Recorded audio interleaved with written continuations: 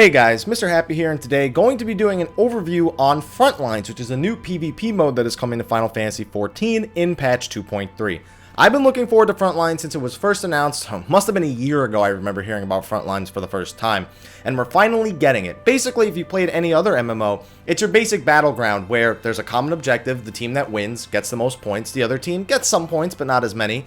But let's go over all the rules, rewards, objectives, all the major details that we know so far about Frontlines. There may be some more surprises, and I'm sure there are still going to be questions about certain situations and things that can happen. But let's just jump right into it and explain. Now, if you're unfamiliar with MMOs and what battlegrounds are in MMOs, a battleground is basically a place where two, or in this case 3 teams, battle against each other over an objective. Whoever completes the objective first wins. Now, in Frontlines, it's actually going to be a large-scale battleground. Now, what does that mean? Well, a large-scale battleground means there's a lot of people. It's a pretty big zone, and the objectives are, well, sometimes chaotic. Well, let's look at the details first, and I think you'll understand a little bit more. Now, the bread and butter of Frontlines is actually going to be how many people are participating. Basically, what is happening is that the Grand Companies are facing conflict over secrets of the Cartano Flats and have agreed to a civilized conflict instead of breaking the Eorzean alliance apart. That is the lore reason for this battleground and why it's going to exist. As for how many people are actually going to be participating, up to 24 players on each team. So if all teams have the maximum number of players, that's going to be a 72-person battle. Now keep in mind, they do have a backup for this. If there aren't enough people queuing into it, it can actually also be 8 versus 8 versus 8, or 16 versus 16 versus 16. So the battle's objectives and how many people are participating will scale if not enough people are queued for Frontlines. Now that you know those details, what are the actual objectives in Frontlines? How do you win a battle of Frontlines? How do you come out victorious? Well, simply put, the first team to earn enough points within the 30-minute time limit wins. Yes, there is a 30-minute time limit, and yes, there is a point system that you're going to have to look at in order to determine who wins. Now, there are several ways to actually obtain points, and we got a little bit more clarity about that today in the Frontline overview. From the live letter, we knew 3 basic things. Of course, you can get points from killing opposing players. That doesn't yield a lot of points, but for every death on the enemy team, that can add up pretty quickly.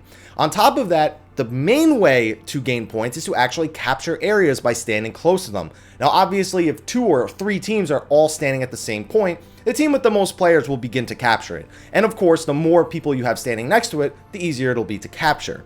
Now, this actually rewards a lot of points initially, and also as long as you hold those points, it'll actually give you points over time.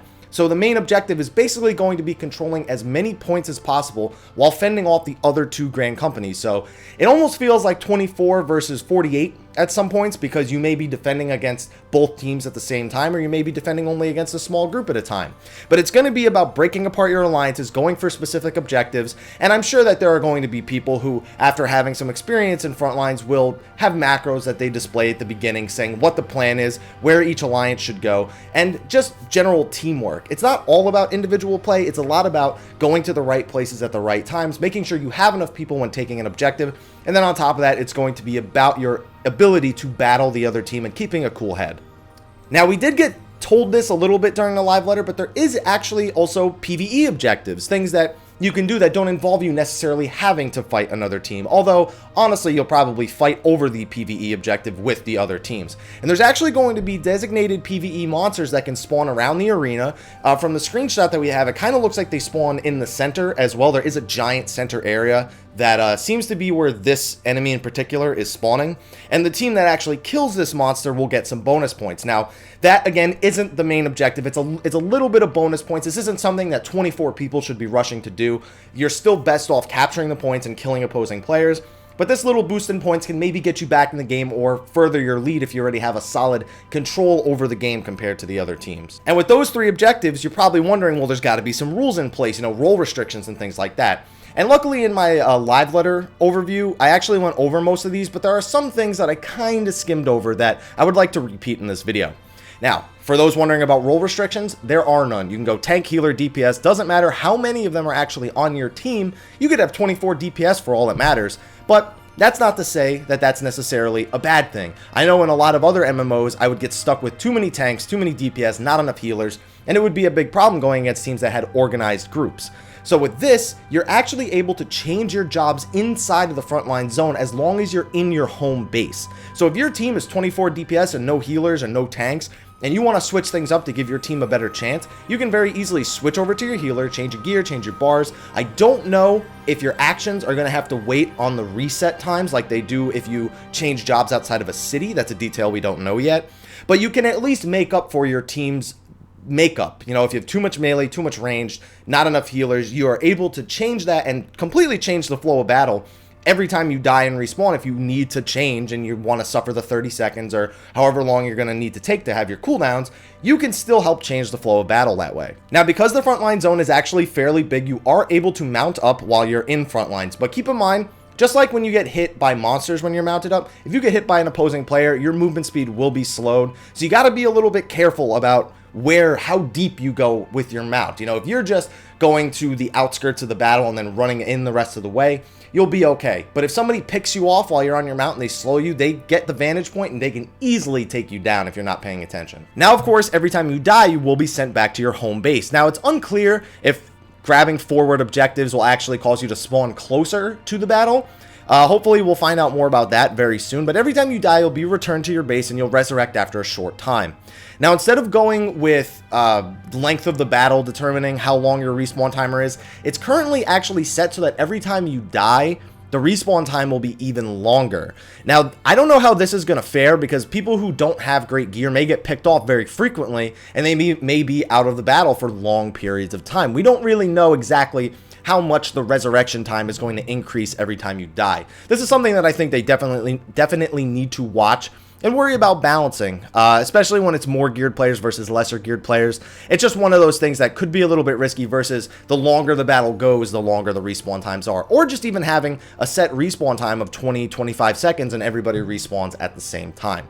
I guess we'll just have to see how it plays out. It just may be one of those things that needs balancing. Now, one big detail that they haven't been really mentioning that much, it was mentioned in the live letter 15, but it wasn't actually mentioned in the Q&A, and I didn't see it mentioned in the frontline overview that they just put on the main site today. There may be an item level restriction for the frontlines, and by that I don't mean a minimum item level, I actually mean an item level sync, where if you have an average item level of, let's say, 106, all your gear will be downscaled to item level 80.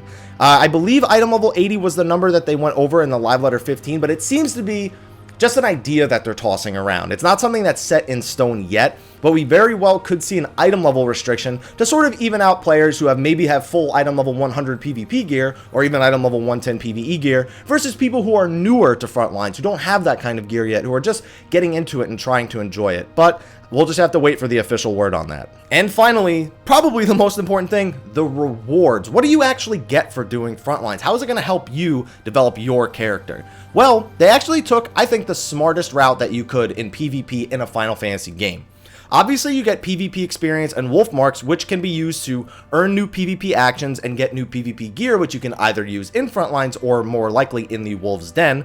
But on top of that, they're giving you tomestones of mythology and soldiery. So that's right. If you don't want to farm Brayflocks all day, every day, and you want to PvP a little bit, you could still be working towards your goals like your Animus or your Novus weapon. You could be working towards that item level 90 PvP gear for your other classes. It's actually really good that you could progress yourself both PvP and PvE in a Final Fantasy MMO, because let's be honest, most Final Fantasy fans aren't hardcore PvPers. So having a PvE goal that you can reach through PvPing opens it up to more people, in my opinion. So I'm very happy to see that soldiery and mythology tomestones are actually going to be rewards. We don't know how much yet. It could be very little, it could not really be worth it, but it could be an added bonus for those of you looking to check out Frontlines in the first place. There is, of course, also an achievement-based mount, where if you win enough battles, you'll get this warhorse-looking mount. Personally, I don't think the mount looks that cool, but I'm going to be participating so much in Frontlines anyway, I'll just consider it an added bonus. So what do you guys think about Frontlines? Are you guys excited for this new PvP mode, large-scale PvP, 72 people, full access to all your jobs, the ability to farm PvP experience, wolf marks, Allegan tomestones of mythology, and soldiery, obtain a new mount? Are you guys looking forward to this new system, and do you think it's actually going to be any good? Let me know in the comments below. Be sure to like, favorite, subscribe, and share, and until next time, take care.